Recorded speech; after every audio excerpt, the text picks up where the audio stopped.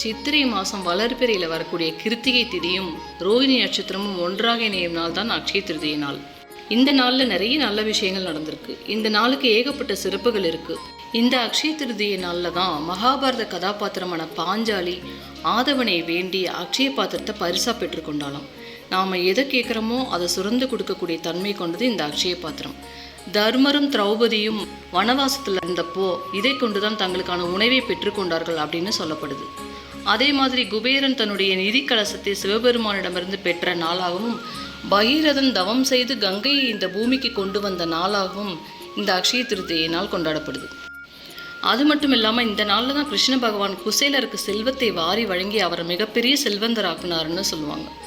மேலும் சிவபெருமான் பிக்ஷாடனர் ரூபத்தில் பிக்ஷை பாத்திரத்தை ஏந்தி வந்தப்போ காசி அன்னபூரணி தாயார் அன்னம் வழங்கி படியளந்த திருநாள் இந்த அக்ஷய திருதியை நாள். மகாபாரதத்தில் திரௌபதியின் துகில் உரியப்பட்டப்போ கிருஷ்ண பரமாத்மா துகில் கொடுத்து அவள் மானத்தை காப்பாற்றிய நாளும் இந்த நாள் தான். ரொம்பவும் வறுமையில் வாடிட்டு இருந்த ஒரு குடும்பம் பவதி பிக்ஷாந்தேகின்னு கேட்டு வந்த ஆதிசங்கரருக்கு ஒன்றுமில்லைன்னு சொல்ல மனசு இல்லாமல் அவங்கக்கிட்ட இருந்த ஒரே ஒரு நெல்லிக்கனியை தானம் செஞ்சாங்க. இதில் நெகிழ்ந்து போன ஆதிசங்கரர் அந்த குடும்பத்தோட கஷ்டத்தை போக்குற விதமாக மகாலட்சுமியை பிரார்த்தனை செஞ்சு கனகதாரா ஸ்தோத்திரம் பாடிய நாள் இந்த அக்ஷய திருதியை திருநாள். இவ்வளவு நல்ல விஷயங்கள் நடந்த இந்த அக்ஷய திருதியை நாள் தானம் செய்யக்கூடிய நாள் அப்படின்னு சொல்லலாம். சமீப காலமாக அக்ஷய திருதியை நாளை நம்ம கொண்டாடுற முறையே மாறி இருக்கு. நகைகளை வாங்கி வீட்டில் பூட்டி வச்சுக்கிட்டா நிறைய செல்வம் சேருங்கிற ஒரு பழக்கத்தை நம்ம சௌரியத்துக்காக உருவாக்கி வச்சுருக்கோம்.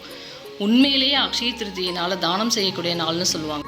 நம்ம வசதிக்கு தகுந்த மாதிரி ஏதோ ஒரு தானியத்தையோ அல்லது நம்மளால் என்ன தானம் பண்ண முடியுமோ அதெல்லாம் பிறருக்கு கொடுத்து இந்த நல்ல நாளில் அரிசி, உப்பு, மஞ்சள் வாங்கிட்டு வந்து சாமிக்கு படைச்சி வழிபடலாம். அவல் பாயாசம் செஞ்சு நெய்வேத்தியம் பண்ணி இறைவனை வழிபட்டால் ரொம்ப விசேஷம்னு சொல்லுவாங்க. புதிய துவக்கத்திற்குரிய நாளாகவும் நல்ல விஷயங்களை வரவேற்கக்கூடிய நாளாகவும் இந்த நாளை சொல்லலாம். இந்த வருஷம் அக்ஷய திருதியை ஏப்ரல் 30 புதன்கிழமை வருது. இந்த சிறந்த நாளில் மகாவிஷ்ணுவையும் மகாலட்சுமியையும் குபேரரையும் வழிபட்டு பெரும் பலனை அடைவோம்.